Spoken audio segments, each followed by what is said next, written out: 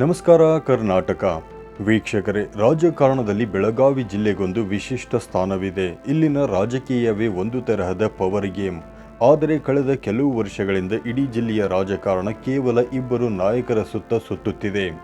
ಒಬ್ಬರು ಅಥಣಿಯ ಹಿರಿಯಣ್ಣ ಎಂದೇ ಗುರುತಿಸಲ್ಪಡುವ ಲಕ್ಷ್ಮಣ ಸವದಿ, ಮತ್ತೊಬ್ಬರು ಸಾಹುಕಾರ್ ಎಂದೇ ಹೆಸರಾದ ರಮೇಶ್ ಜಾರಕಿಹೊಳಿ.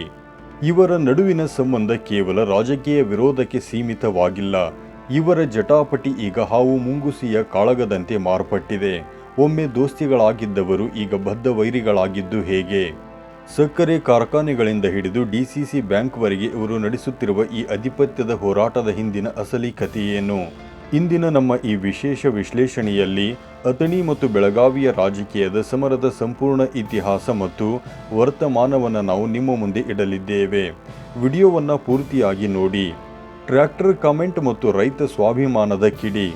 ಈ ಇಬ್ಬರು ನಾಯಕರ ನಡುವಿನ ಶೀತಲ ಸಮರ ಮತ್ತೆ ಸ್ಫೋಟಗೊಳ್ಳಲು ಕಾರಣವಾಗಿದ್ದು ರಮೇಶ್ ಜಾರಕಿಹೊಳಿ ಅವರು ನೀಡಿದ ಒಂದು ವಿವಾದಾತ್ಮಕ ಹೇಳಿಕೆ.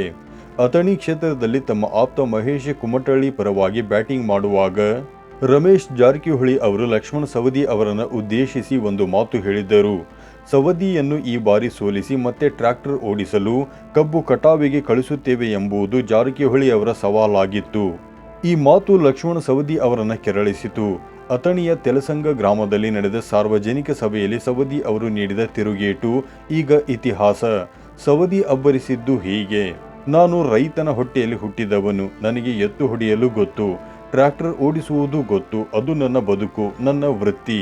ಆದರೆ ಸವದಿ ಅಲ್ಲಿಗೆ ಸುಮ್ಮನಾಗಲಿಲ್ಲ. ನನ್ನ ಕ್ಷೇತ್ರದ ಜನರ ಸ್ವಾಭಿಮಾನಕ್ಕೆ ಧಕ್ಕೆ ತಂದರೆ, ಅನ್ಯಾಯ ಮಾಡಲು ಬಂದರೆ ಅಂಥವರನ್ನು ಮೆಟ್ಟಿನಿಂದ ಹೊಡೆಯುವ ತಾಕತ್ತನ್ನು ನನ್ನ ಕ್ಷೇತ್ರದ ಜನ ನನಗೆ ಕೊಟ್ಟಿದ್ದಾರೆ ಎಂದು ಗುಡುಗಿದರು. ಈ ಮೆಟ್ಟು ಅಂದರೆ ಪಾದರಕ್ಷೆ ಎಂಬ ಪದ ರಾಜಕೀಯ ವಲಯದಲ್ಲಿ ದೊಡ್ಡ ಸಂಚಲನವನ್ನೇ ಸೃಷ್ಟಿಸಿತು. ಜಾರಕಿಹೊಳಿ ಪಾಳೆಯ ಈ ಹೇಳಿಕೆಯಿಂದ ಕೆಂಡಾಮಂಡಲವಾಯಿತು. ಸಹಕಾರಿ ಸಂಘಗಳ ಅಧಿಪತ್ಯದ ರಣತಂತ್ರ. ಬೆಳಗಾವಿ ರಾಜಕಾರಣ ಅಂತಿಮವಾಗಿ ನಿಂತಿರುವುದು ಸಹಕಾರಿ ಸಂಸ್ಥೆಗಳ ಮೇಲೆ.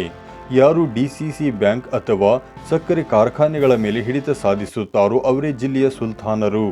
ಇತ್ತೀಚೆಗೆ ನಡೆದ ಬೆಳಗಾವಿ ಡಿಸಿಸಿ ಬ್ಯಾಂಕ್ ಚುನಾವಣೆ ಈ ದ್ವೇಷಕ್ಕೆ ಮತ್ತಷ್ಟು ತುಪ್ಪ ಸುರಿಯಿತು. ಅಷ್ಟೇ ಅಲ್ಲದೆ ಅಥಣಿ ತಾಲೂಕಿನ ಕೃಷ್ಣ ಸಹಕಾರಿ ಸಕ್ಕರೆ ಕಾರ್ಖಾನೆಯ ಅಧಿಕಾರದ ಚುಕ್ಕಾಣಿ ಹಿಡಿಯಲು ಈಗ ಹೊಸ ಸಮೀಕರಣಗಳು ಸೃಷ್ಟಿಯಾಗಿವೆ.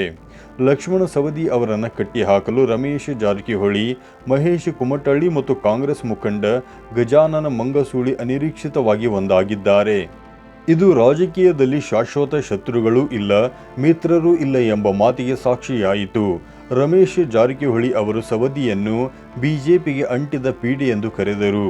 ಸವದಿ ಕಾಂಗ್ರೆಸ್ಗೆ ಹೋಗಿದ್ದರಿಂದ ಬಿಜೆಪಿಗೆ ಅಂಟಿದ್ದ ಪೀಡೆ ತೊಲಗಿದಂತಾಗಿದೆ ಎಂಬುದು ಜಾರಕಿಹೊಳಿ ಅವರ ನೇರ ವಾಗ್ದಾಳಿಯಾಗಿತ್ತು. ಕುಟುಂಬ ರಾಜಕಾರಣ ಮತ್ತು ಸಂಸ್ಕಾರದ ಸಮರ. ಈ ರಾಜಕೀಯ ಕಿತ್ತಾಟ ಕೇವಲ ಇಬ್ಬರು ನಾಯಕರಿಗೆ ಸೀಮಿತವಾಗದೆ ಅವರ ಕುಟುಂಬಗಳಿಗೂ ಹಬ್ಬಿದೆ. ಲಕ್ಷ್ಮಣ ಸವದಿ ಅವರ ಪುತ್ರ ಚಿದಾನಂದ ಸವದಿ ಈಗ ರಮೇಶ್ ಜಾರಕಿಹೊಳಿ ವಿರುದ್ಧ ಮುಂಚೂಣಿಯಲ್ಲಿ ನಿಂತಿದ್ದಾರೆ. ತಮ್ಮ ತಂದೆಯ ಬಗ್ಗೆ ಜಾರಕಿಹೊಳಿ ಬಳಸಿದ ಅವಾಚ್ಯ ಶಬ್ದಗಳಿಗೆ ಚಿದಾನಂದ ಸವದಿ ಅತ್ಯಂತ ಕಟುವಾಗಿ ಪ್ರತಿಕ್ರಿಯಿಸಿದ್ದಾರೆ. ಜಾರಕಿಹೊಳಿ ಅವರಿಗೆ ಮಾನ ಮರ್ಯಾದೆ ಇದ್ದರೆ ನಮ್ಮ ತಾಲೂಕಿಗೆ ಕಾಲಿಡಬಾರದು ಎಂದು ಅವರು ಏಕವಚನದಲ್ಲಿ ಗುಡುಗಿದ್ದಾರೆ. ರಮೇಶ್ ಜಾರಕಿಹೊಳಿ ಅವರಿಗೆ ಸಂಸ್ಕಾರವಿಲ್ಲ, ಅವರಿಗೆ ಮಾನಸಿಕ ಸ್ಥಿತಿ ಸರಿಯಿಲ್ಲ, ಅಂದರೆ ಮೆಂಟಲ್ ಎಂದು ಸವದಿ ತಂದೆ ಮಗ ಇಬ್ಬರು ಲೇವಡಿ ಮಾಡಿದ್ದಾರೆ.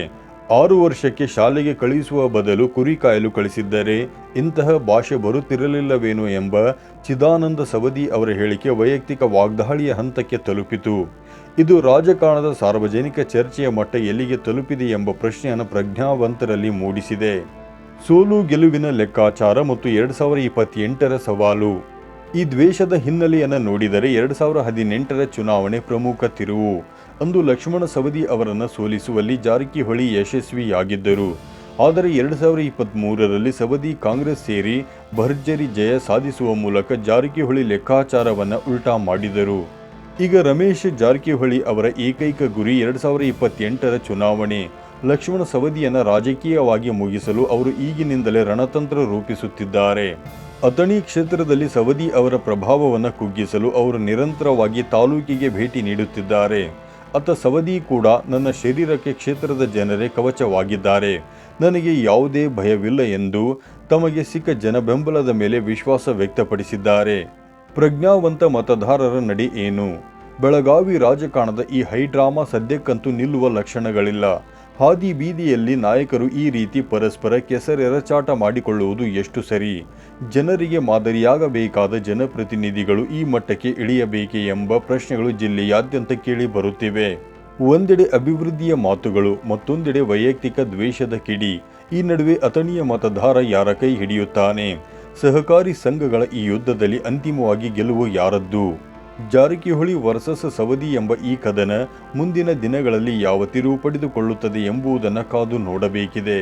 ವೀಕ್ಷಕರೇ, ನಿಮ್ಮ ಪ್ರಕಾರ ಬೆಳಗಾವಿ ರಾಜಕಾರಣದ ಈ ಬೆಳವಣಿಗೆಯ ಬಗ್ಗೆ ನಿಮ್ಮ ಅಭಿಪ್ರಾಯವೇನು? ಸವದಿ ಮತ್ತು ಜಾರಕಿಹೊಳಿ ಅವರಲ್ಲಿ ಯಾರ ವಾದ ನಿಮಗೆ ಸರಿ ಅನ್ನಿಸುತ್ತಿದೆ? ಕಮೆಂಟ್ ಮಾಡಿ ನಮಗೆ ತಿಳಿಸಿ. ಇಂತಹ ಮತ್ತಷ್ಟು ಆಳವಾದ ರಾಜಕೀಯ ವಿಶ್ಲೇಷಣೆಗಳಿಗಾಗಿ ನಮ್ಮ ಚಾನಲ್ ಸಬ್ಸ್ಕ್ರೈಬ್ ಮಾಡಿ. ಧನ್ಯವಾದಗಳು.